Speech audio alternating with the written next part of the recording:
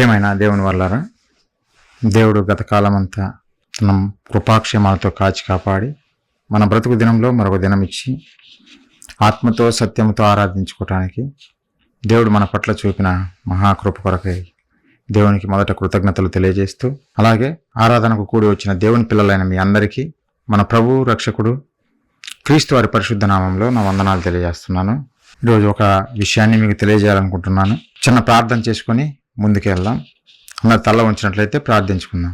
మహాపరిశుద్ధుడా, ప్రేమగల మా కన్న తండ్రి, మీ పరిశుద్ధమైన, ఘనమైన, శ్రేష్టమైన, మహోన్నతమైన మీ నామానికి వందనాలు తండ్రి. ఈ ఆదివారపు కాలమున తండ్రి, ఆత్మతో సత్యంతో మిమ్మల్ని ఆరాధించుకోవటానికి మా పట్ల మీరు చూపిన కృప కొరకై కృతజ్ఞతాస్తుతులు తెలియజేస్తున్నాం నాయన. తండ్రి, కొన్ని మాటలు మీ పిల్లలకు వివరించాలని ప్రయత్నపడుచుండగా సమయోచితమైన జ్ఞానమును, వాక్శక్తిని నాకు ప్రసాదిస్తారని, ఉంటున్న మీ పిల్లలు విని గ్రహించేవారిగా నిలబెడతారని కోరుకుంటూ తండ్రి, ప్రతి ఒక్కరము వాక్యానుసారంగా జీవించులాగును సహాయం అనుగ్రహిస్తారని వేడుకుంటూ, ఆరాధన అంతట్లో తోడుగా ఉండి మీకు మహిమకరంగా, మాకు ఆశీర్వాదకరంగా జరిగిస్తారని వేడుకుంటూ తండ్రి, ఈ ప్రార్థన మా ప్రభువును, మా రక్షకుడును, మీ ప్రియకుమారుడైన క్రీస్తు వారి పుణ్యనామాన్ని అడిగి వేడుకుంటున్నాం తండ్రి. ఆమెన్. ప్రియులారా, ముందుగా ప్రకటించినట్టుగా బోధకునిగా మారిన శోధకుడు అనే విషయాన్ని మనము బైబిల్లో నుంచి కొన్ని విషయాలు ధ్యానించుకుందాం. బోధకుడుగా మారినటువంటి శోధకుడు. బోధకుడు ఎవరు, శోధకుడు ఎవరు, శోధకుడు చేసే బోధ ఎలాంటిది అనే విషయాలు కొన్ని బైబిల్లో నుంచి మనం అందరం ఆలోచిద్దాం ప్రియులారా. ఈ సందర్భంగా బోధ అని అంటే ప్రియులారా, ఒక విషయాన్ని నేర్పటం, జ్ఞానాన్ని నేర్పేదే బోధ. వారికి తోచిన విధంగా బోధిస్తుంటారు. ఈ లోకంలో మనం చూస్తుంటే ఒక తల్లి తన పిల్లలకు బోధ చేస్తుంటుంది. తల్లిదండ్రులు పిల్లలకు బోధ చేస్తుంటారు. చిన్ననాటి నుంచి నువ్వు ఇలాంటి కార్యాలు చేయకూడదు, ఇలాంటి మంచి కార్యాలు చేయాలి అని తన పిల్లలకు తల్లిదండ్రులు చిన్ననాటి నుండి బోధ చేస్తుంటారు పిల్లారా. అలాగే ఆ పిల్లవాడు స్కూల్కి వెళ్తున్నప్పుడు స్కూలులో బోధ వింటాడు. టీచరు ఆ పిల్లవానికి ఈ లోక సంబంధమైనటువంటి జ్ఞానం నేర్పే విషయంలో బోధ చేస్తూ ఉంటాడు. అలాగే యూనివర్సిటీకి వెళ్తే ప్రొఫెసర్స్ స్టూడెంట్స్ బోధ చేస్తారు పిల్లారా. అలాగే సమాజం లేకపోతే సమాజంలో వారు బోధ చేస్తారు. మనుషులకు వారికి తెలిసిన విషయాలు తెలియజేస్తుంటారు. తెలియని వారికి బోధ అంటే ఈ లోకంలో బోధ అనేక రకాలుగా, అనేక విధాలుగా మనుషులు చేస్తున్నారు. అలాగే బైబిల్లో మనకు దేవుడు ఒక విషయం కూడా తెలియజేశాడు. ప్రకృతి కూడా మనిషికి బోధ చేస్తుంది అని. జంతువులు బోధ చేస్తాయి, మనకు పక్షులు బోధ చేస్తాయి, సృష్టిలోని ప్రతి అణువు మనిషికి బోధ చేస్తుంది అన్నట్టుగా దేవుడు రాయించాడు ప్రియులారా. అయితే ఈరోజు వీరు మనుషులు చేసే బోధ లేదంటే ప్రకృతి చేసే బోధ గురించి చెప్పడానికి మీ దగ్గరికి రాలేదు. కానీ ప్రియులారా, ఒక శోధకుడు వాడు బోధ చేస్తున్నాడంట. వాడు ఏమి బోధ చేస్తున్నాడు, అసలు శోధకుడు ఎవడు అని మనం ఆలోచిస్తే ప్రియులారా, దేవుడు బైబిల్లో రాయించిన మాటలు కొన్ని చూద్దాం. శోధకుడు ఎవరు, వాడు ఎలాంటి బోధ చేస్తున్నాడు, ఏ బోధ చేస్తున్నాడు, ఎవరికి బోధ చేస్తున్నాడు అనే విషయాలు ఆలోచిద్దాం. ఒకసారి మీ దగ్గర బైబిల్ ఉంటే యాకోబు రాసిన పత్రిక ఒకసారి చూడండి. యాకోబు రాసినటువంటి పత్రిక 1వ అధ్యాయము 13వ వచనము నేను ఒకసారి చదువుతా. మీ దగ్గర బైబిల్ ఉంటే ఓపెన్ చేసి చూడండి. దేవుడు కీడు విషయమై శోధింపబడనేరడు, ఆయన ఎవరిని శోధింపడు. కనుక ఎవడైనను శోధింపబడినప్పుడు నేను దేవుని చేత శోధింపబడుచున్నానని అనకూడదు అని యాకోబు గారు చెబుతున్నారు పిల్లారా. దేవుడు కీడు విషయమే మనిషిని శోధించడంట. ఎవరైనా శోధనలో ఉంటే నేను దేవుని చేత శోధింపబడుతున్నాను అని చెప్పకూడదంట. మరి ఎవరి చేత శోధింపబడుతున్నానని చెప్పాలి అని అంటే పిల్లారా, బైబిల్లో కొన్ని మాటలు మనం ఆలోచిస్తే అనేక సందర్భాలలో మనకు తెలుస్తుంది. శోధకుడు దేవుడు కాదు. దేవుడు పరిశోధిస్తాడు మనిషిని. మనిషి హృదయాలను పరిశోధిస్తాడు ఆయన. ఎప్పుడు శోధించడు, మనిషిని శోధించడు. శోధన అంటే ఎలా, శోధన అంటే ఎలా ఉంటుందో తెలుసా? ఇది నిజమా అనుకుంటా మన దగ్గరికి వస్తాడు. ఇది నిజమా అన్న విధంగా మన దగ్గరకు వచ్చి లేనిపోని డౌటు, లేనిపోని కన్ఫ్యూజన్ మనకు తెచ్చి పెడతాడు. అలాగే నువ్వు నిజముగా దేవుని కుమారుడు అయితే ఈ రాళ్ళను రొట్టెలుగా చేసుకుని తిను, అంటే నీ మీద నీకే డౌట్ కలగజేస్తాడు. శోధకుడు నమ్మే విధంగా ఉండవు. శోధకుని మాటలు, బోధకుని మాటలు నమ్మే విధంగా ఉంటాయి.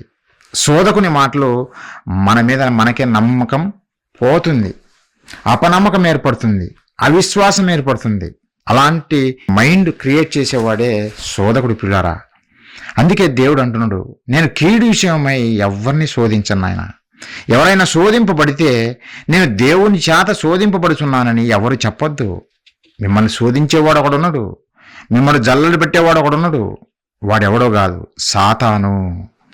వాడే అపవాది, వాడే ఘటసర్పము, వాడు శోధకుడు. వాడు మిమ్మల్ని శోధిస్తాడు. ఎందుకంటే నా నుండి మిమ్మల్ని దూరం చేయటానికి అని దేవుడు చెబుతుంది పిల్లరా. దేవుడు ఎప్పుడు శోధించడు మనిషిని. అది మీరు ఎప్పుడు జ్ఞాపకం పెట్టుకోండి. మనకు శోధనలు వచ్చినాయంటే అది ఎవరి వల్ల వస్తాయో తెలిసిన? అపవాది వల్లనే. మనకు యోబు గారి జీవితం తెలియజేస్తుంది. యోబు గారు మంచిగా దేవుని యందు భయభక్తులు కలిగి ఉండి న్యాయంగా ప్రవర్తిస్తూ యథార్థంగా జీవిస్తూ తను తన పిల్లలు హ్యాపీగా బతుకుతున్నారు. హ్యాపీగా బతుకుతున్న కాలంలో బయలుదేరాడు ఒకడు. వాడే అపవాది, వాడే సాతాను. నిజంగా దేవుణ్ణి అడిగేశాడు పర్మిషను. దేవుని దగ్గర పోయి నీ కుమారుడు అని గొప్పగా చెప్పుకుంటున్నావే, ఒకసారి నాకు అవకాశం ఇవ్వు, నీ కుమారుడో కాదో నేను రుజువు చేపిస్తా అని శోధకుడు అడిగాడు. నీతిమంతుడుగా ఉన్నటువంటి యోబును కోరుకున్నాడు శోధకుడు. శోధించాడు. నిజంగా నువ్వు కంచె వేసావు. యోబుకు కలిగి ఉన్న సంపద అంతటికి నువ్వు కంచె వేసావు కనుకనే యోబు దేవుడా దేవుడా దేవుడా అన్నక ఇంకా ఏమంటాడు? నిన్నే స్తుతిస్తాడు. ఒకసారి నీ కంచె తీసేయి, అప్పుడు దేవుడు అంటాడో లేదంటే నీ ముఖం మీదనే దూషించి నిన్ను విడిచి వెళ్ళిపోతాడో చూస్తానని అపవాది కోరుకున్నది పిల్లారా. శోధన అంటే ఇలానే ఉంటాయి. పిల్లారా. నీతిమంతులకు వచ్చే శోధనలు. కీడు సంభవించిందంటే అది అపవాది వలన వచ్చిందనే సంగతి మనం ఎప్పుడు మర్చిపోవద్దు. వాడే శోధకుడు. మరి శోధకుడు అపవాది అయినప్పుడు మరి అపవాది బోధ చేస్తాడా అని మీకు డౌట్ రావచ్చు పిల్లారా. అపవాది బోధ చేస్తాడా? సాతాను బోధ చేస్తాడా? మరి బోధ చేస్తే ఎవరికి బోధ చేస్తాడు అని మీకు డౌట్ రావచ్చు పిల్లారా. ఈరోజు అందుకే ఈ టైటిల్ ఇచ్చింది, బోధకునిగా మారిన శోధకుడు. చాలామంది అమాయక క్రైస్తవులకు తెలియదు పాపం. చాలామందికి తెలియక పొరబడిపోతున్నారు, తప్పుగా అపార్థం చేసుకుంటున్నారు. సత్యమేదో గ్రహించలేని స్థితిలోకి క్రైస్తవం వెళ్ళిపోయింది పిల్లారా. ఈరోజు క్రైస్తవ పరిస్థితి చూస్తే 3000 మొక్కలుగా మారిపోయినట్టుగా 3000 కన్నా ఎక్కువ సంస్థలుగా మనం ఈరోజు ప్రపంచంలో చూస్తాము. ఎవరి డినామినేషన్ వారిదే, ఎవరి గ్రూపు వారిదే. కులాల పేరట చర్చిలు, వీధి వీధికి చర్చి. దేని పేరట అంటే పిల్లారా, దేవుని పేరు చెప్పి ఇలా ప్రతి ఒక్కడు విడిపోయాడు. కారణం ఎవరో ఈ సమాజానికి తెలియదు, క్రైస్తవ్యానికి తెలియదు.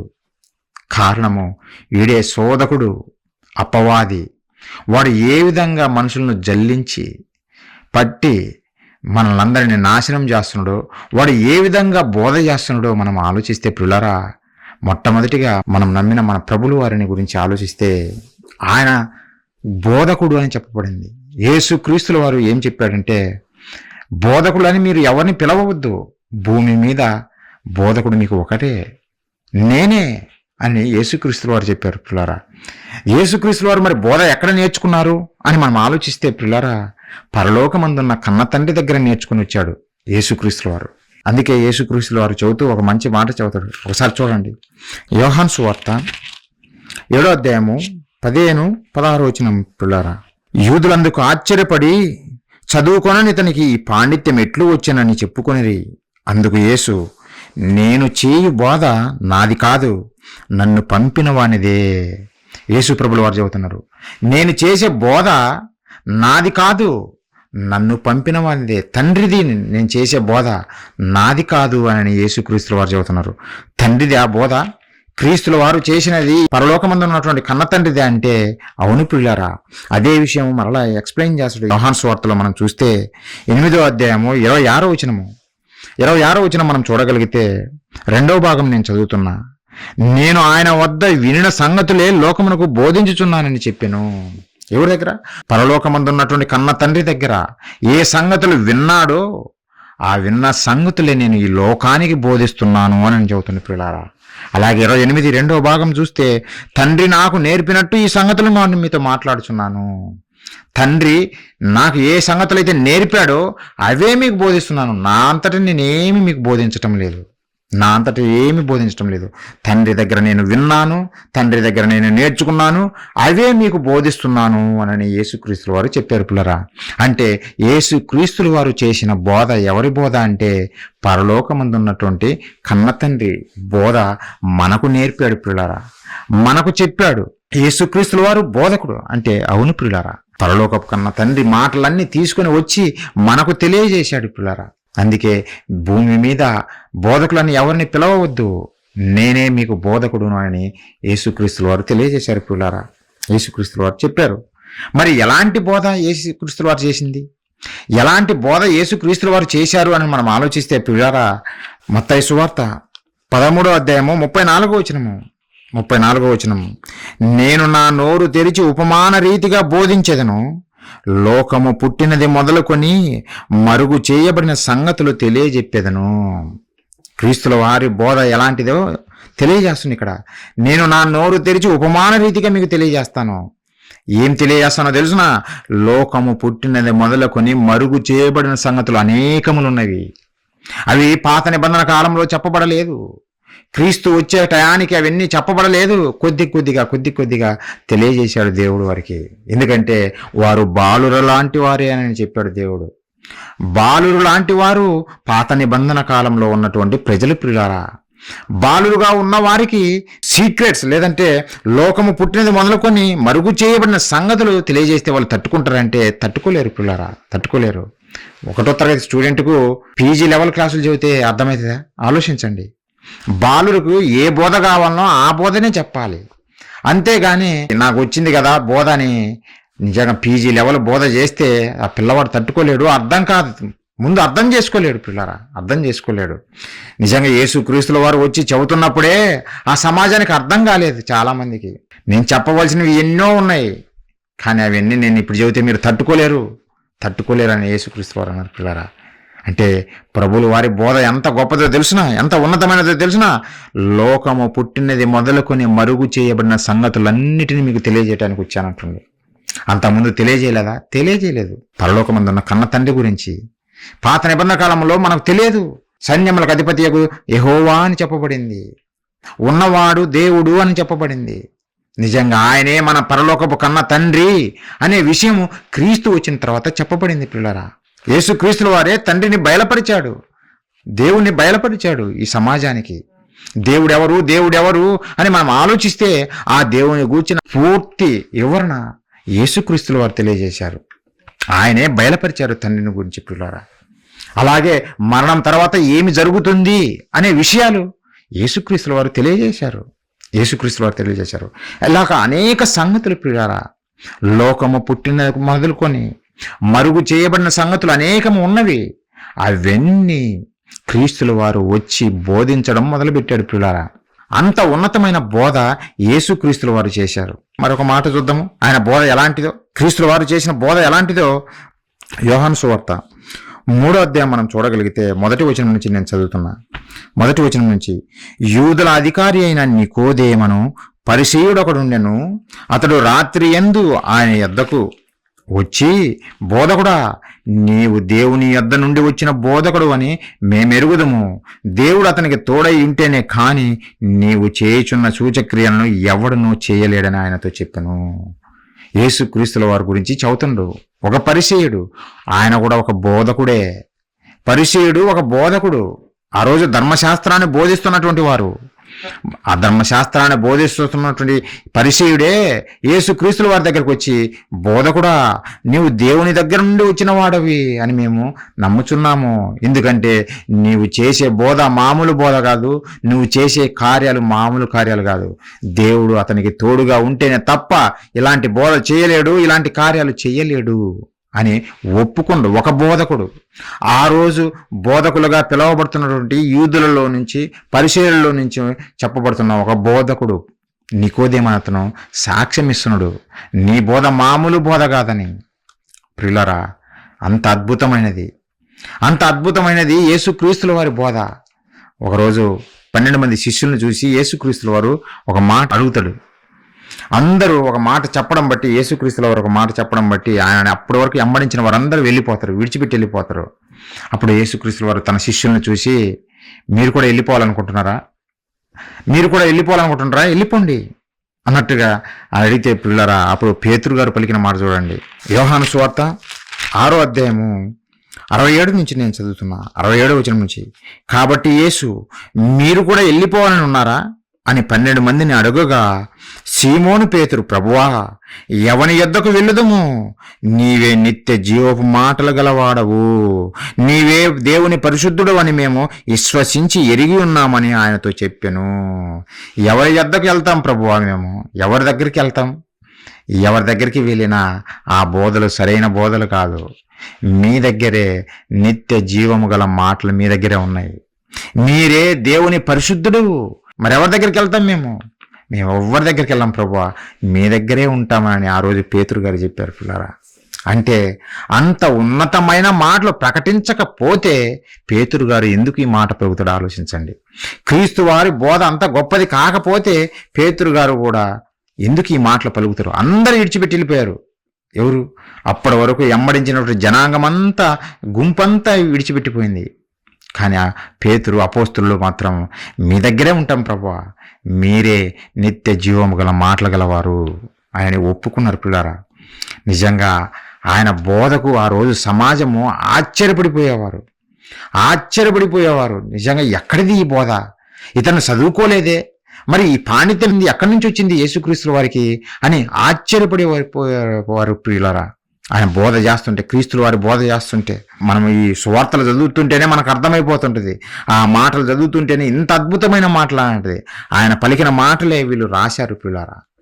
నిజంగా అంత గొప్ప బోధన, అంత గొప్ప బోధ యేసుక్రీస్తుల వారి బోధ ఎంత గొప్పదో, ఎంత ఉన్నతమైనదో మీకు తెలియజేస్తున్నా. మత్తయి సువార్త 7వ అధ్యాయం ప్రియులారా, 28, 29 వచనం ప్రియులారా. యేసు ఈ మాటలు చెప్పి ముగించినప్పుడు జనసమూహములు ఆయన బోధకు ఆశ్చర్యపడుచుండిరి. జనసమూహంలో చుట్టూ ఉన్నటువంటి జనసమూహము క్రీస్తు చేసినటువంటి బోధన చూసి ఆశ్చర్యపడిపోతున్నారంట. నిజంగా దేన్ని చూసి మనం ఆశ్చర్యపడిపోతాము? రెగ్యులర్గా జరిగేటువంటి దాన్ని చూసి మనం ఆశ్చర్యపడిపోం పిల్లరా. ఒక తెలియని విషయాలు మనకు తెలియజేస్తున్నప్పుడు, ఎవరు చెప్పలేని సంగతులు మనకు తెలియజేస్తున్నప్పుడు అప్పుడే మనకు ఆశ్చర్యం వేస్తుంటుంది తప్ప నిజంగా నీకు తెలిసిన విషయాలే మరలా నేను చదువుతుంటే దానికి ఎవరైనా ఆశ్చర్యపడతారా? ఎవరు ఆశ్చర్యపడరు. ఎప్పుడైతే నీకు తెలియని విషయాలు, లోతైన విషయాలు, సీక్రెట్స్గా ఉన్నటువంటివి, నువ్వు ఎప్పటి నుంచో నువ్వు తెలుసుకోవాలి అనుకుంటున్నటువంటి ఆ విషయాలు ఈ లోకంలో ఎవరు చెప్పకపోయినా యేసుక్రీస్తుల వారు చదువుతుంటే అప్పుడు నీకు అనిపిస్తే, అబ్బా ఏమి బోధ ఇది, నాకు ఆన్సర్ వచ్చేసిందేనని మనము ఆశ్చర్యపడిపోతాం పిల్లారా. ఆనాడు జనసమూహము అదే ఆశ్చర్యపడిపోయారు ఆయన బోధన విని. ఇంకా ఏం జరిగిందో తెలిసిన? ఏలయనగా ఆయన వారి శాస్త్రుల వలె కాక అధికారము గల వాని వలె వారికి బోధించెను. శాస్త్రుల వలె బోధించలేదంట, అధికారం గలవానిగా బోధించాడు. శాస్త్రులు ఎలా బోధించేవారు? వీళ్ళందరూ ఎలా, పరిచయులు, శాస్త్రులు ఎలాంటి బోధ చేశారో తెలిసిన? ముఖస్థుతి బోధలు, అధికారం గల బోధలు కాదు ఇవన్నీ. ముఖస్థితి, పక్షపాత ధోరణి బోధలు ఇవన్నీ. శాస్త్రులు ఇవి, పరిచయులు. పక్షపాతం ఉంటుంది పిల్లారా. క్రీస్తు దగ్గర అలాంటిది ఏముండదు.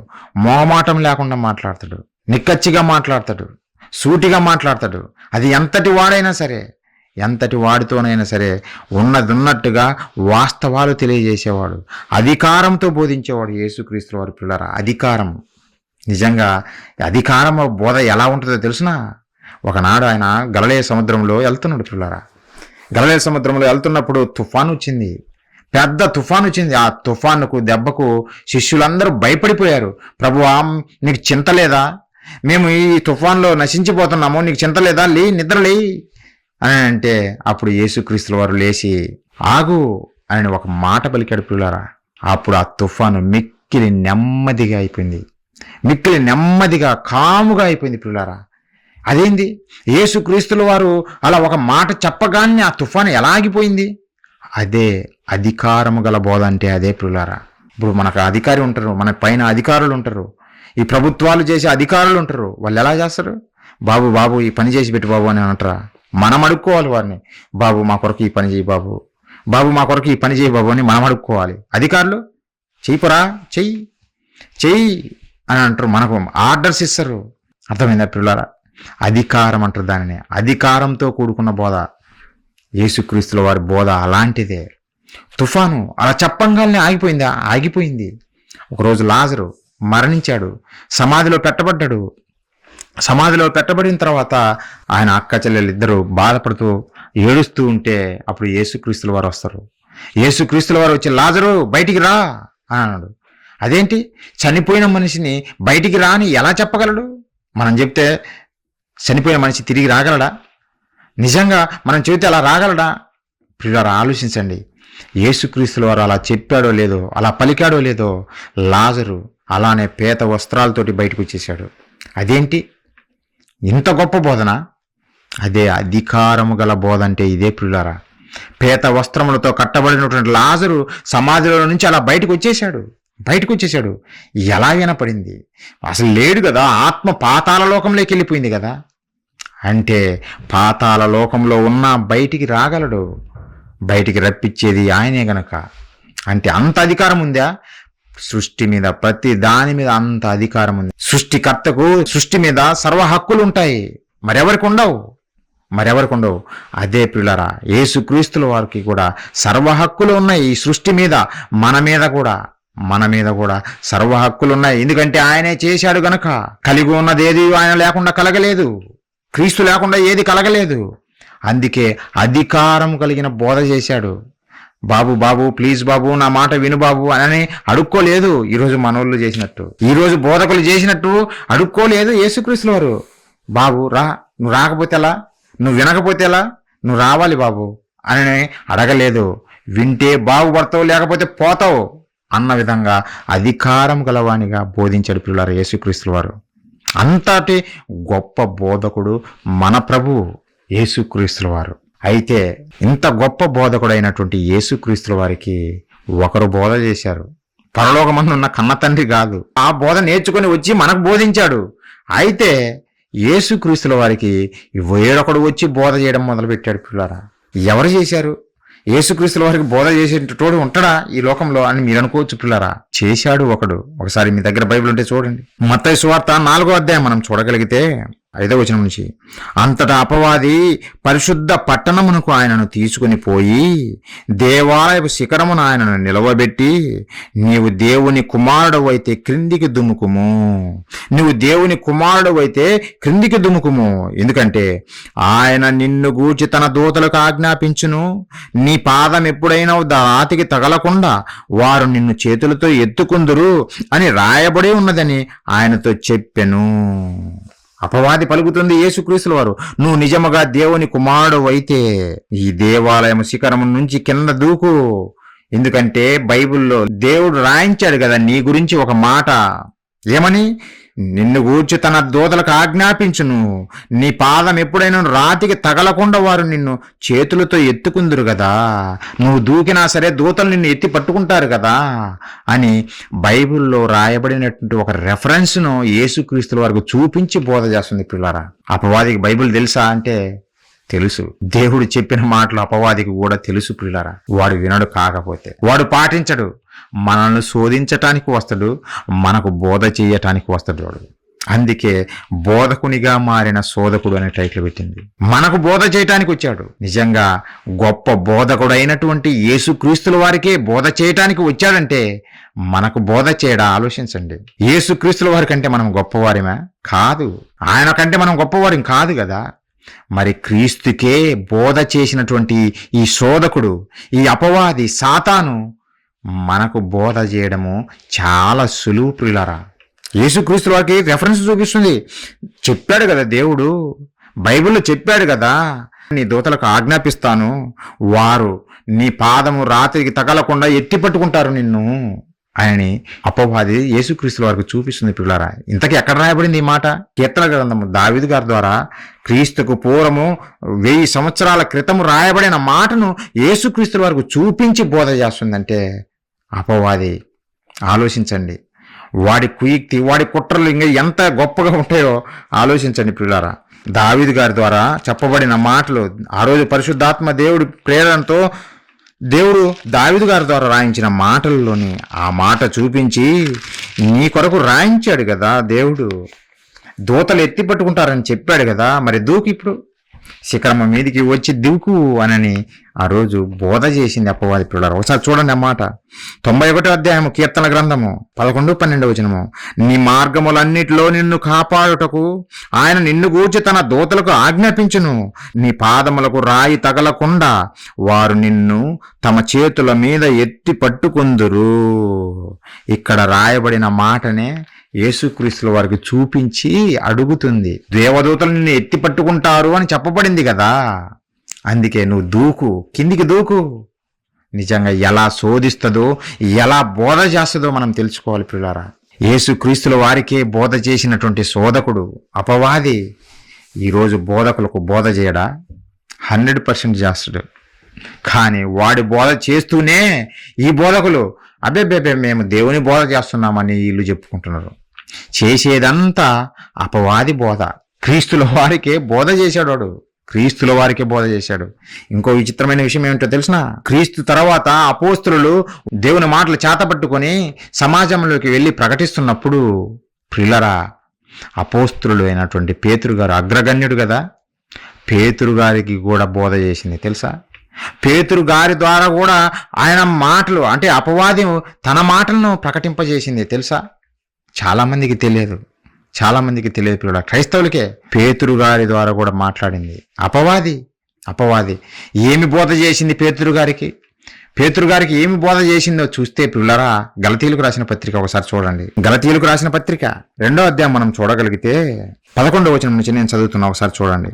అయితే కేఫా అంతియొకకు వచ్చినప్పుడు అతడు అపరాధిగా తీర్చబడెను.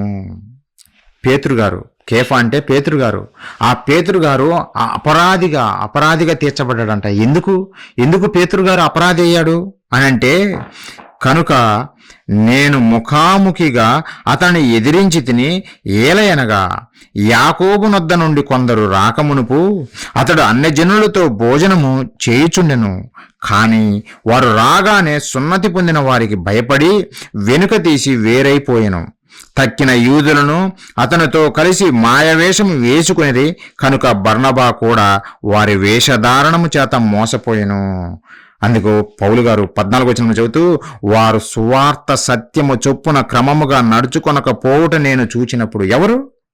పేతురు గారు సువార్త సత్యము చొప్పున క్రమముగా నడుచుకొనకపోవుట నేను చూచినప్పుడు అందరి ఎదుట కేఫాతో నేను చెప్పునదేమనగా, నీవు యూదుడవై ఉండియు యూదుల వలె కాక అన్యజనుల వలనే ప్రవర్తించుచుండగా అన్యజనులు యూదుల వలె ప్రవర్తింపవలనని ఎందుకు బలవంతము చేయుచున్నావు అని కేఫాను ఎదిరించాడు ఆ రోజు పౌలు గారు. పిల్లరా, మీకు ఈ సందర్భం అర్థమైందో కాలేదో చౌత.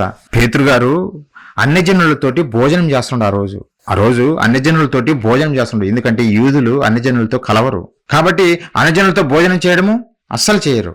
అయితే క్రీస్తు వచ్చిన తర్వాత యూదుడని లేదు, గ్రీసు దేశస్థుడని లేదు, ఏ భేదం లేదు, దాసుడని లేదు, స్వతంత్రుడని లేదు, అందరము సమానులమే, అందరము క్రీస్తునందు ఒకటే అని అది పేతురు గారు తెలుసుకున్నాడు.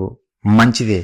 అయితే ఆ దాని ప్రకారమే పేతురు గారు అన్యజనులతో కూర్చొని భోజనం చేస్తున్నప్పుడు యాకోబు నద్ద నుంచి, అంటే యేసు క్రీస్తుల వారి తమ్ముడైనటువంటి యాకోబు నద్ద నుండి కొందరు వచ్చారు యూదులు. మరలా ఆ ప్రదేశానికి పేతురు దగ్గరికి వస్తే ఆ యూదులు రావడం చూసి వెంటనే పక్కన నిలబడతారు. అంటే నేను యూదుడను, నేను అన్యజనులతో నేను భోజనం చెయ్యను అన్నట్టుగా బిహేవ్ చేస్తాడు పేతురు గారు ఇక్కడ. పిల్లారా, అంటే వాళ్ళ ఎదుట, యూదుల ఎదుట కనపరుచుకుంటుండు, నేను యూదుడుగానే ఉన్నాను, నేను అన్యజనులతో కలవలేదు అని నిరూపించుకోవడం కోసము లేచి నిలబడిపోయాడు. భోజనం చేయనట్టుగా యాక్టింగ్ చేశాడు వాళ్ళ మధ్య. అప్పుడు పౌలు గారు చూశారు, ఏమి పేతురు గారు, నిజంగా ఈ క్రీస్తు ప్రేమను నువ్వు మర్చిపోయావా? క్రీస్తును నమ్మిన ప్రతి ఒక్కరూ సమానులే కదా, యూదుడని అన్యజనుడని ఏ తేడా లేదు కదా. ఇప్పుడు అందుకే నువ్వు భోజనం చేస్తున్నావు అన్యజనులతో కూర్చొని. ఎప్పుడైతే యూదులు రాగానే మాయావేషం వేసుకొని ఎలా లేచిపోయావు? అది తప్పు కదా, అది సువార్త సత్యం కాదు కదా అని అప్పుడు వారి ముందే ఎదిరించాడు పిల్లార పౌలు గారు. ఇలా చెయ్యకూడదు పేతురు గారు, మీరు ఇలా చెయ్యకూడదు. ఇది తప్పు. మనము యూదులమై ఉండి అన్యజనులతో కలిసి భోజనం చేసి అన్యజనులాగా ప్రవర్తింపాలని బోధిస్తూ మరలా నువ్వు అన్యజనులకు యూదుల వలె ప్రవర్తింపమని ఎలా చెబుతావు? అది తప్పు అని పేతురు గారికి పౌలు గారు చెప్పారు పిల్లరా. మరి పేతురు గారు ఎందుకు చేశాడు ఇలా అంటే, అపవాది బోధించింది పేతురు గారికి ఇలా యాక్టింగ్ చేయమని. అప్పటి వరకు నిజంగా సువార్త సత్యము చెబుతున్నటువంటి పేతురు గారికి ఈ కార్యం చేయమని అపవాది బోధించింది పిల్లరా. బోధించబట్టే కదా సువార్త సత్యము చొప్పున కాకుండా మరొక విధంగా బోధించడము, మరొక విధంగా ప్రవర్తించడం చేసింది. మరి పేతురు గారికి బోధించినటువంటి అపవాది మనకు బోధించదా అంటే పిల్లరా, బోధిస్తుంది, మనకు కూడా బోధిస్తుంది కూడా. అది పిల్లరా, నిజంగా మొదటి శతాబ్దంలోనే సంఘము ప్రారంభించిన అతి కొద్ది కాలంలోనే సంఘానికి బోధకుడిగా యేసుక్రీస్తుల వారు లేరు. సువార్త సత్యం లేదు. ఎవరు వచ్చేశారంటే శోధకుడు వచ్చాడు. శోధకుడు వచ్చి గలిబిలి చేశాడు. వాడి బోధలే ప్రారంభించాడు పిల్లారా. మొదటగా గలతీయులకు రాసిన పత్రికలోనే చూద్దాం ఒకసారి ఎలా నడుచుకుంటున్నారు. క్రీస్తు శకము 50వ సంవత్సరంలో పౌలు గారు గలతీయులకు రాస్తూ చదువుతున్న మాటలు పిల్లారా. క్రీస్తు శకము 50లో అంటే క్రీస్తు మరణించి తిరిగి లేచిన తర్వాత దాదాపుగా 16 సంవత్సరాలకు పిల్లారా ఒక సంఘటన జరిగింది. ఏం జరిగిందో తెలుసా? గలతీయులకు రాసిన పత్రిక 1వ అధ్యాయము 6వ వచనం నుంచి పౌలు గారు చెబుతున్నారు పిల్లారా. క్రీస్తు కృపను బట్టి మిమ్మును పిలిచిన వారిని విడిచి భిన్నమైన సువార్త తట్టుకు మీరింత త్వరగా తిరిగిపోవుట చూడగా నాకు ఆశ్చర్యమగుచున్నది. పౌలు గారు చదువుతున్నారు పిల్లారా. ఆ గలతీలో ఉన్నటువంటి క్రీస్తు సంఘానికి చెబుతున్నాడు. ఏమనరా, మీకు చెప్పిన సత్య సువార్తను మీరు విడిచిపెట్టేసి భిన్నమైన సువార్త తట్టుకు అప్పుడే తిరిగిపోయారా? ఇంత కొద్ది కాలంలోనే తిరిగిపోయారా? భిన్నమైన సువార్త అంటే క్రీస్తు సత్య సువార్తను విడిచిపెట్టి భిన్నమైన సువార్త సంఘంలోకి వచ్చింది పిల్లారా. ఎక్కడి నుంచి వచ్చింది భిన్నమైన సువార్త? క్రీస్తు బోధించాడా? అపోస్తులు బోధించారా? లేదు. అపవాది, శోధకుడు, అపవాదే తన బోధను ప్రారంభించాడు సంఘంలో పిల్లారా. సంఘంలో ప్రవేశించాడు శోధకుడు, తన బోధను ప్రారంభించాడు బోధించడం పిల్లారా. భిన్నమైన సువార్త వచ్చేసింది. అందుకే సత్య సువార్త ప్రకటించవలసినటువంటి సంఘము భిన్నమైన సువార్త బోధించడం మొదలుపెట్టింది. భిన్నమైన సువార్త. అందుకే పౌలు గారు చదువుతున్న 7వ వచనం నుంచి, అది మరి ఒక సువార్త కాదు గాని క్రీస్తు సువార్తను చెరపగోరి మిమ్మును కలవరపరచువారు కొందరున్నారు. క్రీస్తు యొక్క సత్య సువార్తను చెరపాలనుకొని మీకు భిన్నమైన సువార్త బోధిస్తూ, అబద్ధాలను బోధిస్తూ, సత్య సువార్త ఒకటైతే మీరు బోధించేది మరొకటి. ఇలాంటి బోధన మీరు చేస్తున్నారు. అలాంటి బోధ చేసేవారు మీలో కొందరు ఉన్నారు. మేము మీకు ప్రకటించిన సువార్త గాక, అపోస్తులైన పౌలు గారు చెబుతున్నారు, మేము మీకు ప్రకటించిన సువార్త గాక అపోస్తుల బోధ సత్య సువార్త పిల్లరా. ఆ బోధ కాకుండా, ఆ సువార్త కాకుండా మరి ఒక సువార్తను మేమైనను పరలోకము నుండి వచ్చిన ఒక దూత అయినను మీకు ప్రకటించిన యెడల అతడు శాపగ్రస్తుడవునుగాక. అందుకే పౌలు గారు బాధతో చదువుతున్నాడు. నిజంగా మేము తెచ్చిన బోధ కాకుండా, సత్య సువార్తను కాకుండా మరి ఒక బోధ ఎవడు తెచ్చినా, అది మేము తెచ్చినా, పరలోకంలో ఉండే దూతలు తెచ్చినా సరే, సత్యానికి విరోధమైన బోధ ఎవడు తెచ్చినా సరే వాడు శాపగ్రస్తుడవునుగాక అని పౌలు గారు ఇక్కడ వాపోతూ చదువుతున్నాడు పిల్లారా. ఎందుకు ఇంత బాధపడుతూ చదువుతున్నాడు అంటే, మొదటి శతాబ్దంలోనే క్రీస్తు మరణించిన కొద్ది కాలానికి 16 సంవత్సరాలకే సంఘంలో ఎలాంటి బోధ ప్రవేశించిందో తెలుసునా? అబద్ధపు బోధ, భిన్నమైన సువార్త సంఘంలోకి ప్రవేశించింది. నిజంగా మొదటి శతాబ్దంలోనే అబద్ధ బోధకులు, లేదంటే అబద్ధము ప్రవేశించిందంటే సంఘంలో ఈరోజు ఇంక ఏ విధంగా ఉంటుందో ఇంక మీరు ఆలోచించండి. క్రీస్తు మరణించిన కొద్ది కాలానికే అబద్ధము సంఘంలో ప్రవేశించిందంటే ఈరోజు క్రీస్తు మరణించి దాదాపుగా 2000 సంవత్సరాలైంది పిల్లరా. మరి ఎలాంటి బోధలు ఈ సంఘాలలో ఉంటాయో మీరే ఆలోచించండి. అందుకే ఈరోజు సంఘాలు ఐక్యత లేవు. ఎక్కడ చూసినా గొడవలే. ప్రార్థన ఇయ్యకపోయినా గొడవే, ప్రసంగం ఇయ్యకపోయినా గొడవే, ఏది ఇయ్యకపోయినా అన్నిటి కలుగుడే. అన్నిటి కలగడము, వెళ్ళిపోవడము, ఇంకో సంఘం పెట్టడము. వాక్యం నేర్చుకుంటారంటే నేర్చుకోరు. యేసుక్రీస్తుల వారే తండ్రి దగ్గర నేర్చుకుని వచ్చాడు. మరి ఈ బోధకుడు మాత్రం ఎక్కడా నేర్వడు. స్తుతి, స్తోత్రం, హల్లెలూయా, ఈ 3 మాత్రం నేరుస్తాడు. ఇంక మిగతాది ఏమి రాదు. ఏం గుర్తు రాకపోయినా స్తుతి, స్తోత్రం, హల్లెలూయా, అదే నా బోధ అదే ప్రియులారా ఈరోజు సంఘాలలో జరిగేది ఏంటంటే అదే. క్రీస్తు మరణించి తిరిగి లేచినటువంటి అతి కొద్ది కాలానికే సంఘములో భిన్నమైన సువార్త వచ్చిందంటే ఇప్పటికీ మరి భిన్నమైన సువార్త లేదంటారా? అందరూ అపవాది బోధలే చేస్తూ మేము దేవుని బోధలు చేస్తున్నామని ఈ అమాయకులు చెబుతున్నారు పిల్లారా. అమాయక క్రైస్తవులు బైబిల్ చదవరు గనక, బైబిల్లో రాయబడింది ఏందో తెలియదు గనక, బోధకుడు చెప్పింది అయ్యగారు చెప్పారు, అమ్మగారు చెప్పారని వారిని ముఖస్తుతి చేసుకుంటూ అదే అబద్ధపు బోధలో మగ్గిపోతున్నది ఈరోజు సంఘము ప్రియులారా. ఎందుకు? అపవాది వాడు బోధ చేస్తున్నాడు ప్రతి ఒక్కరికి. క్రీస్తు బోధ ఎవడు వినడు. మేము సత్యం చెబుతున్నాము వినండి అని మొత్తుకుంటున్నాం కొన్ని సంవత్సరాల నుంచి ఖమ్మంలో. ఎవరైనా వస్తారా? రారు. కథలు చెప్పాలా? ఇలా సత్యం ఉన్నది ఉన్నట్టు చెబితే ఎలా? మా చెవులకు ఎనసొంపుగా లేవవి. మాకు మధ్యలో వాయించాలి, మంచిగా మధ్యలో వాయిస్తే, మంచిగా పిల్లను ఊదితే, నాగస్వరం ఊదినట్టు మనం ఊదితే అప్పుడు పామాడినట్టు వీళ్ళు ఆడుతారు. ఎవరు? సంఘస్థులు. అలాంటి బోధలే వీరికి కావాలి ప్రియులారా. అలాంటి బోధలే కావాలి. సత్యము, సత్య సువార్త చెబితే అబ్బా ఇది చురుకుగా ఉందండి, ఇది బాధగా ఉందండి, ఎవరింటారు ఇలాంటి బోధలు? ఆ రోజు పౌలు గారు చేస్తే బోధ, ఎవరింటారు నీ బోధ అని పౌలు గారి మీదనే తిరుగుబాటు చేశారు సమాజం ప్రియులారా. అందుకే పౌలు గారు చెబుతూ తిమోతి గారికి ఈ విషయం చెబుతాడు. ఎలాంటి మహానుభావులు సంఘంలో ఉంటారంటే, ఎంత గొప్ప మహానుభావులు ఉంటారంటే ఒకసారి చూడండి. భక్తులు, ఏ భక్తులు? దేవుని భక్తులు కాదు, సోదకుని భక్తులు, అపవాది భక్తులు. వీళ్ళంతా అపవాది భక్తులు ఎలా ఉంటారంటే పౌలు గారు చెబుతున్నారు తిమోతి గారికి పత్రిక రాస్తూ, 2వ పత్రిక పిల్లారా 4వ అధ్యాయము మనం చూడగలిగితే 3-4 వచనాలు ఒకసారి చూడండి. ఎందుకనగా జనులు హితబోధను సహింపక ఆరోగ్యకరమైన బోధ, నిన్ను పరలోకానికి చేర్చే బోధ, నీకు నిత్య జీవాన్ని ప్రసాదించే బోధ, జనులు అలాంటి బోధను సహింపక ఏం చేస్తారో తెలిసిన? దురద చెవులు గలవారై. నిజంగా దురదన్న ఎవరిమైనా మనము దురదన్నప్పుడు అలా గోక్కున్నంతసేపు చాలా బాగుంటుంది, తర్వాత మంట పుట్టి అల్లాడిపోతారు. అమాయక క్రైస్తవులు కూడా ఇలాంటి వారి పిల్లరా. బాగా ఉండాలా. దురద ఉన్నప్పుడు గోగుతుంటే ఎలా బాగుంటుందో అలా ఉండాల బోధ కూడా.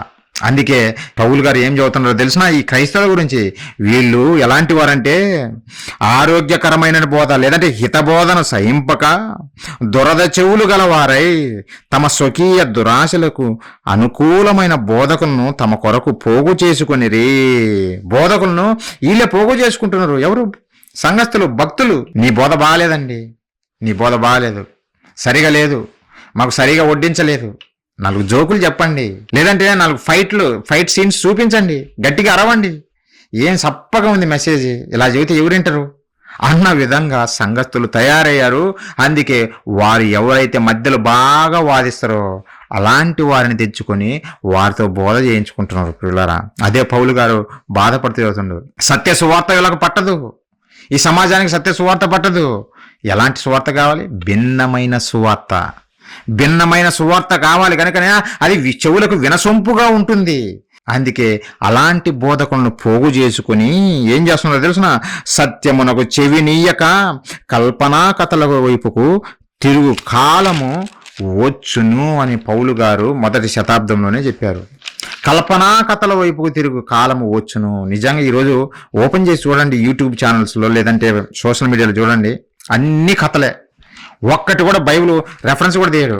బైబిల్లో రెఫరెన్స్లు ఎంత తక్కువ చూపిస్తే అంత మంచి బోధ, రెఫరెన్స్లు ఎక్కువ చూపిస్తే మంచి బోధ కాదు, అది మంచి బోధ కాదు. అలాంటి వారు తయారయ్యారు పిల్లరా. బోధకులకేమో అపవాది బోధ చేస్తుంది, అపవాది బోధనే ఈ సమాజం కోరుకున్నది, అదే కావాలని కోరుకుంటుంది పిల్లరా. కల్పనా కథలు, అనగనగనగా ఒక రాజు అన్న విధంగా కథలు చెప్పి కాలం గడుపుతున్నది ఈరోజు క్రైస్తవ సంఘాలు. ఎవరు గ్రహిస్తున్నారు ఈ విషయాలు పిల్లారా? ఎవరు గ్రహించటం లేదు. బైబిల్లో రాయబడిన మాటలే మనకు ప్రామాణికము.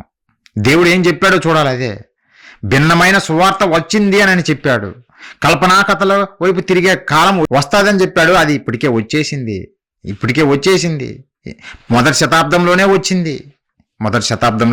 అందుకే భిన్నమైన సువార్త తట్టుకు జనులు తిరిగిపోయారు. ఇంకా ఏం చేశారో తెలిసిన గ్రూప్ రాజకీయాలు మొదలుపెట్టారు. పౌలు గారు చెబుతారు ఆ మాట. ఈ రోజున్న సంఘాలను చూస్తే అదే గుర్తుకొస్తుంది పిల్లరా. ఒకసారి చూడండి, అపవాది చేసిన బోధకు ప్రతి ఒక్కడు పడిపోయి సంఘాన్ని చిన్న భిన్నం చేశారు పిల్లరా. క్రీస్తు తన స్వరక్తం ఇచ్చి నిజంగా కొన్నటువంటి సంఘాన్ని పాడు చేస్తున్నటువంటి క్రూరముఖాలుగా మారిపోయారు ఈరోజు సంఘ కాపర్లుగా పిలువబడుతున్నవారు. సంఘానికి సత్యాన్ని చెప్పకుండా అబద్ధాలు, కల్పనా కథలు చెప్పి, మాయ మాటలు చెప్పి వారి దగ్గర సొమ్ము చేసుకున్నట్టు కొరకు సంఘాన్ని చిన్న భిన్నము ముక్కలు ముక్కలుగా చేసి పడేశారు పిల్లరా.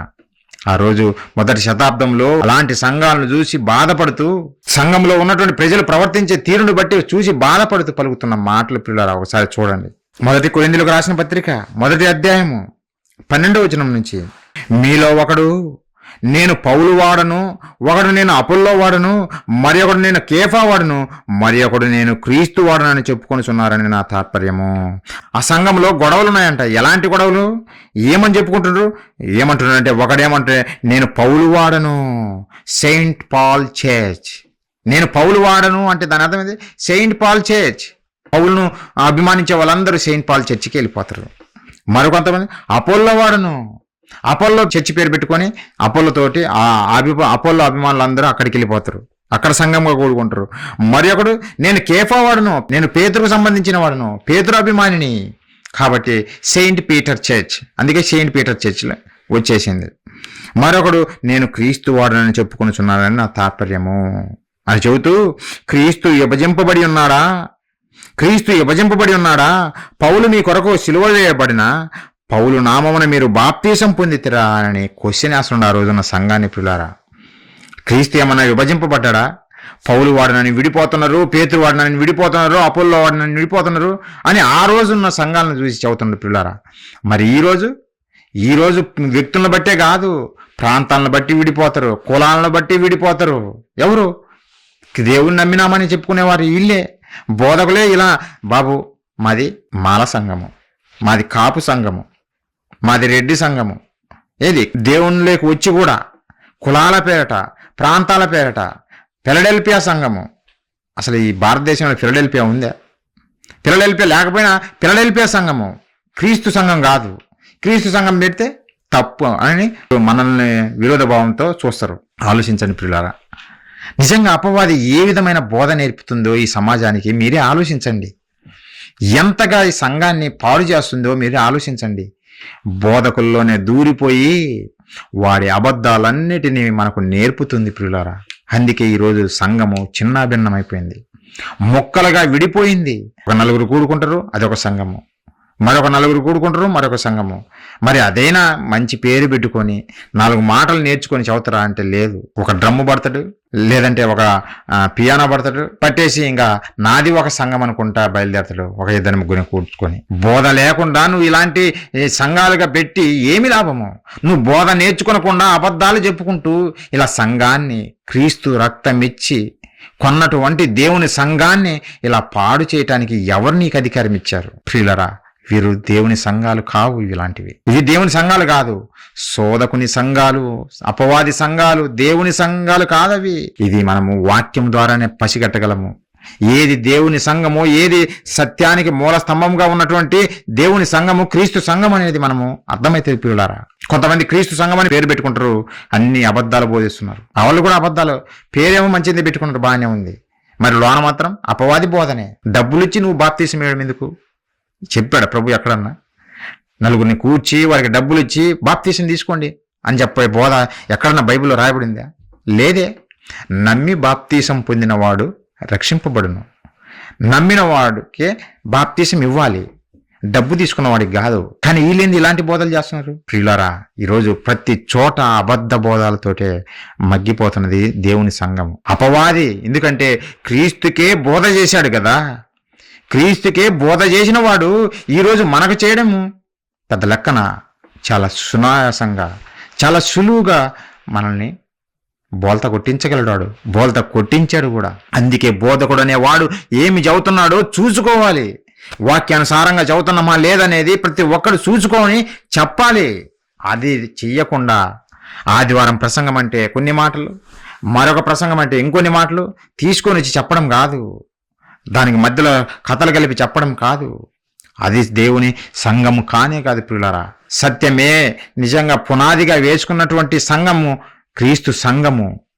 అక్కడే మీకు స్వచ్ఛమైన బోధ దొరుకుతుంది. అక్కడే మనకు ఏమాత్రము కల్మషం లేనటువంటిది, కలుషితం లేనటువంటిది స్వచ్ఛమైన బోధ మనకు లభిస్తుంది. అది మనం చూడాలి, వెతకాలి. ఎక్కడ దొరుకుతుంది? అక్కడే అపోస్తుల బోధ ఉంటుంది, అక్కడే క్రీస్తు బోధ ఉంటుంది, అక్కడే తండ్రి అయిన దేవుని బోధ ఉంటుంది, అక్కడే పరిశుద్ధాత్మ దేవుని బోధ ఉంటుంది. పరిశుద్ధాత్మ బోధ అనగానే మరలా లేచి గై గై అని కేకలు వేసుకుంటూ చప్పట్లు కొట్టుకుంటూ ఎగరడం కాదు, గెంతులేయడం కాదు. పరిశుద్ధాత్మ దేవుడు అల్లరికి కర్త కాదని చెప్పాడు. మరి వీళ్ళేమో గంతులు వేస్తారు, పరిశుద్ధాత్మ దేవుడు మాలోకి వచ్చాడు అని వీళ్ళు గెంతులు వేయడం మనం చూస్తుంటాం పిల్లరా. అది కాదు దేవుని సంఘము. సత్యమును ఉన్నది ఉన్నట్టుగా బోధించే సంఘమే నిజమైన క్రీస్తు సంఘము. వాళ్ళే దేవుని పిల్లలు. అపవాదికి చోటు ఉండదు, అక్కడ తారతమ్యాలు ఉండవు. ఎవరికైనా సత్యమే చెప్పబడుతుంది పిల్లరా. అదే క్రీస్తు సంఘం. మనం ప్రారంభించింది అందుకే పిల్లరా, సత్యాన్ని చెప్పాలనే మనము క్రైస్ట్ చర్చ్ ఖమ్మాన్ని ప్రారంభించాం. అందుకే చూడండి, కొద్దిమందే ఉంటారు. మిగతా చోట అది అబద్ధమైన గుంపులుగా గొర్రెల్లాగా అలానే వెళ్ళిపోతారు. ఎందుకు? గొర్రె కషాయవాన్ని నమ్ముతుంది. వాడైతే మంచిగా గుండు కొట్టి తలతలా మెరిసేటట్టు ఆయిల్ పెట్టి జోబి ఖాళీ చేసి ఇంటికి పంపిస్తాడు. బోధ చాలా బాగుంది, అద్భుతంగా ఉంది, మంచి కథలు చెప్పాడు మాకు అని జనాలు చెప్పుకుంటారు పిల్లారా. అలాంటి వారినే నమ్ముతారు.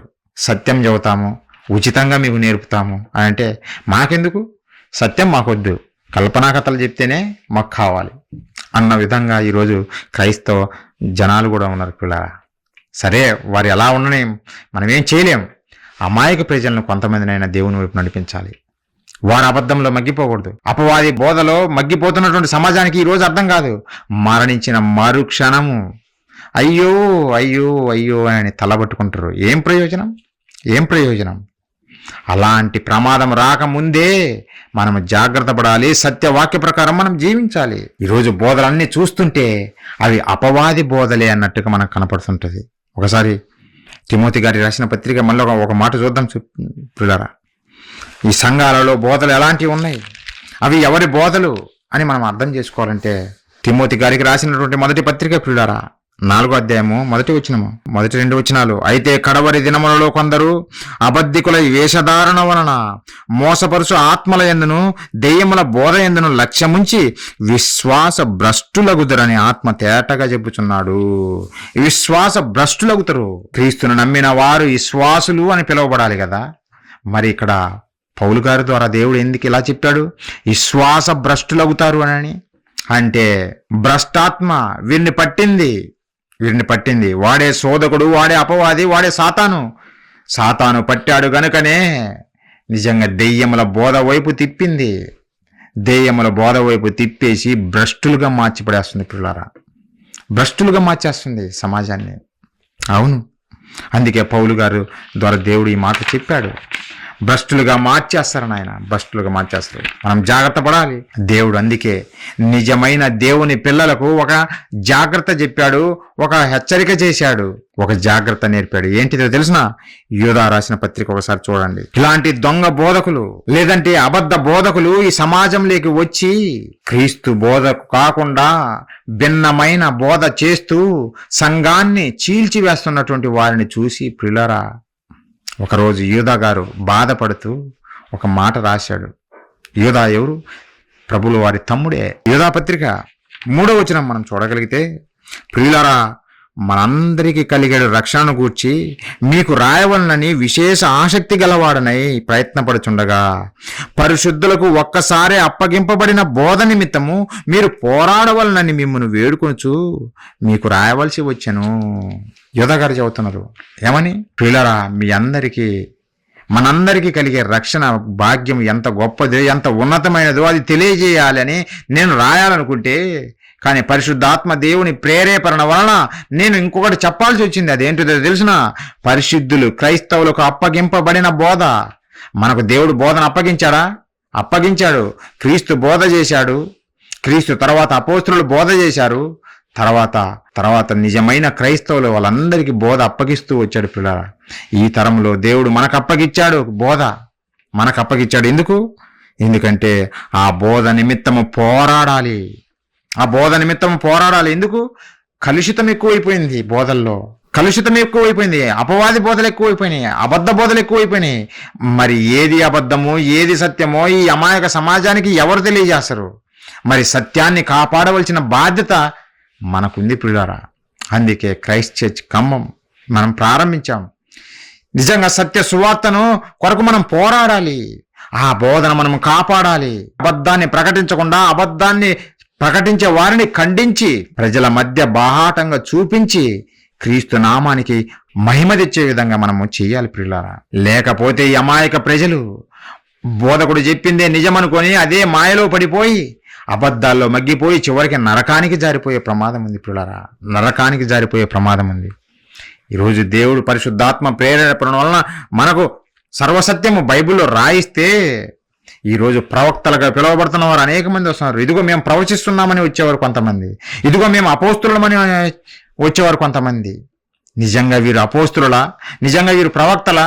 కాదే. అపోస్తులు యేసుక్రీస్తుల వారు వచ్చి ఏమన్నా వీళ్ళని ఏర్పరచుకున్నాడా? లేదే. మరి అపోస్తులని టైటిల్ పెట్టుకున్నావు. భిన్నమైన సువార్త చేసి అబద్ధం వైపు ఈ సమాజాన్ని మళ్లిస్తుంది అపవాది. అది ఎవరు పసిగట్టగలరు? వాక్యం తెలిసిన వాడే పసిగట్టగలడు, వాక్యం చదివిన వాడే పసిగట్టగలడు, పరిశోధించి చదివినవాడు. ప్రియులారా, మనము మోసపోకూడదు, మనతో పాటు కొందరినైనా మనం రక్షించాలి. అందుకే ఈ సత్య సువార్త మనము చేస్తున్నాం. ఈ సత్య సువార్తను ప్రజల్లోకి తీసుకెళ్లాలనే మనం ప్రారంభించాము. మనం అనేక మందికి బోధిస్తున్నాము, అంతే తప్ప ఎవరి మీద విరోధ భావం మనకెవరి మీద లేదు. ఈ సత్యాన్ని కొంతమందికైనా నేర్పి దేవుని వైపు నడిపించాలని, సత్య బోధ కొరకు మనము పోరాడాలని యోధ గారి ద్వారా దేవుడు చెప్పాడు. ఎందుకు అంటే ప్రమాదంలో పడింది సత్య సువార్త. అబద్ధాలు ఎక్కువైపోయాయి కనుక నాన్న మీరు సత్యం కొరకు పోరాడండి, అది నిలబెట్టండి అని దేవుడు చదువుతున్నాడు. పిల్లరా చదువుతున్నాడు. నిలబెట్టాలి, మనము కష్టపడాలి, ఈ సత్యం కొరకు నిలబడాలి. ఎన్నో దూషణలు వస్తాయి, ఎన్నో నిందలు వస్తాయి, ఎన్నో హింసలు వస్తాయి. అయినా సరే మనము సహించి సత్యం కొరకు నిలబడే వారిగా మనం ఉండాలి. ఒకరోజు అపోస్తులు ఏ విధంగా నిలబడ్డారో సత్యం కొరకు, క్రీస్తు అప్పగించిన బోధను కొనసాగించడం కొరకు ఏ విధంగా తమ ప్రాణాలను సైతం లెక్క చేయకుండా నిలబడ్డారో, ఈరోజు మనము కూడా అపోస్తులలాగానే నిలబడాలి సత్యం కొరకు. లేదంటే అబద్ధాలు ప్రపంచమంతా అబద్ధంతో కూడుకుపోయి ఒక్కరు కూడా దేవుని దగ్గరికి రాలేని పరిస్థితి ఉంటుంది. అందుకే దేవుడు మనకు హెచ్చరిక చేస్తున్నాడు, తెలియజేస్తున్నాడు. ప్రియులారా, మనమందరము సత్యము కొరకు నిలబడాలి. మనం ఏమి వింటున్నామో జాగ్రత్తగా చూసుకోవాలి. విని విడిచిపెట్టే వారిగా ఉండకూడదు. లేదంటే చెప్పిందంతా వినేసి మన హృదయాల్లో నింపుకొని అబద్ధాల వైపు తిరిగే వారిగా మనం ఉండకూడదు. ప్రియులారా, దేవుడు బైబిల్లో రాయించిన మాటల ప్రకారము జీవించాలి. ఆ వాక్య ప్రకారం మనం చెయ్యాలి. అప్పుడే దేవుడు మనకు పరలోకం ఇస్తాడు. అప్పుడే ఆ బోధ విన్నవారు కొంతమంది అయినా బాగుపడతారు, దేవుని దగ్గరికి వస్తారు. ప్రియులారా, క్రైస్తవులుగా ఉన్నవారు ఎలాంటి బోధలు ఉండాలో తెలిసిన అపోస్తుల కార్యములు 2వ అధ్యాయం 42. ప్రియులారా, ఎలాంటి బోధలు ఉండాలి, మనము ఎలాంటి బోధల్లో ఉండాలో ఇక్కడ దేవుడు పేతురు గారి ద్వారా చెబుతున్నాడు. ఏమని? వీరు అపోస్తుల బోధ యందు ఎవరు? ఆ రోజు 3,000 మంది పేతురు ప్రసంగం విన్నటువంటి 3,000 మంది బాప్తిసం పొందారు, నమ్మి బాప్తిసం పొందారు క్రీస్తునందు. ఆ 3,000 మంది ఏం చేశారో తెలిసిన? వీరు అపోస్తుల బోధ యందును సహవాసమందును. ఎవరి బోధ యందు ఉన్నారు? అపోస్తుల బోధ, అపోస్తులతోనే సహవాసము. ఈరోజు అపోస్తులుడు అని పేరు పెట్టుకున్నాడు కనుక వారి దగ్గరికి పోవడం కాదు, అది కాదు ప్రియులారా. బోధ, ఆ రోజు అపోస్తులు ఏ బోధ చేశారో అలాంటి బోధ ఎక్కడ ఉంటుందో వారితో, ఆ బోధతో కలిసి ఉండాలి. అలాంటి వారితో స్నేహం చేయాలని దేవుడు చెబుతుండే. ప్రియులారా, మరలా అపోస్తులు అని పేరు పెట్టుకుంటే వాళ్ళ దగ్గరికి పొమ్మని చెప్పటం లేదు. అపోస్తుల బోధ అది క్రీస్తు బోధ, పరలోకమందు ఉన్నటువంటి దేవుని బోధ, పరిశుద్ధాత్మ దేవుని బోధ. ఆ ముగ్గురు చేసిన బోధలే అపోస్తులు చేశారు. ఆ బోధనే మనకు రాయించి మన చేతిలో పెట్టాడు. ఇంకా కొత్తగా మరలా ఇంకోటి రాదు. నన్ను దేవుడు దర్శించాడు, నాకు ఈ మాటలు తెలియజేశాడు, పెద్ద తప్పు, పెద్ద అబద్ధం. అది బైబిల్ ఎక్కడ చెప్పబడలేదు. యేసుక్రీస్తుల వారు భూమి మీద ఉన్నప్పుడు చెప్పాడు. ఏమనంటే, ఇదిగో నేను చెప్పవలసిన అనేక సంగతులున్నాయి, కానీ మీరు వాటిని సహించలేరు. నేను వెళ్ళిన తర్వాత మీ కొరకు ఆదరణకర్తను, సత్యస్వరూపి అయినటువంటి ఆత్మను మీ దగ్గరికి పంపుతాను. ఆయన వచ్చి మిమ్మల్ని సర్వసత్యంలోకి నడిపిస్తాడు. ఆయన మాట వినండి అని యేసుక్రీస్తు వారు చెప్పారు. పరిశుద్ధాత్మ దేవుడు వచ్చి నిజంగా అపోస్తులను ప్రేరణ ఇచ్చి బైబిల్ను కంప్లీట్ చేశాడు. సర్వసత్యాన్ని మన చేతిలో పెట్టాడు 66 పుస్తకాలుగా. సర్వసత్యం వచ్చింది కనుకనే దేవుడు చివరిగా చెబుతూ ఇందులో దేమి కలపద్దు, ఇందులో నుంచి ఏమి తీసేయొద్దని చెప్పాడు. చివరిగా మాట చదువుదాం పిల్లలు, ముగించుకున్నాంగా. సర్వసత్యం వచ్చింది కనుకనే దేవుడు చెప్పాలనుకున్నదంతా, ఈ మానవాళికి చెప్పాలనుకున్నదంతా చెప్పేశాడు గనుకనే ఆయన చివరి పుస్తకమైనటువంటి ప్రకటన గ్రంథము రాయిస్తూ యోహాను గారి ద్వారా ఒక వార్నింగ్ ఇచ్చాడు బోధకులకి, ఎవరికైనా సరే. ఏమని? ప్రకటన గ్రంథం 22వ అధ్యాయము 18వ వచనం నుంచి, ఈ గ్రంథమందున్న ప్రవచన వాక్యములు విను ప్రతి వారికి నేను సాక్ష్యం ఇచ్చున్నది ఏమనగా, ఎవడైనను వీటిలో మరి ఏదైనా కలిపిన ఎడల ఈ గ్రంథములో రాయబడిన తెగుళ్ళు దేవుడు వారికి కలగజేయును. ఎవడైనను ఈ ప్రవచన గ్రంథంలోనున్న వాక్యములలో ఏదైనా తీసివేసిన ఎడల దేవుడు ఈ గ్రంథములో రాయబడిన జీవవృక్ష ఫలములను పరిశుద్ధ పట్టణంలోను వానికి పాలు లేకుండా చేయును. అంటే టోటల్గా శపించుతాను అని అంటున్నాడు. ఈ గ్రంథములో ఈ 66 పుస్తకాలలో ఏదైనా నువ్వు తీసివేసినా, లేదంటే ఏదైనా నువ్వు కలిపినా, ఈరోజు బోధకులు చేసేది అదే కదా, కలిపేస్తారు లేదంటే తీసేస్తారు. వాళ్ళకి అవసరం లేదంటే దేవుడు గద్దిచ్చాడు అనుకో, ఆ వచనం తీసేస్తారు. అందుకే చూడండి, జనవరి 1 వాగ్దానాలు ఏముంటాయి?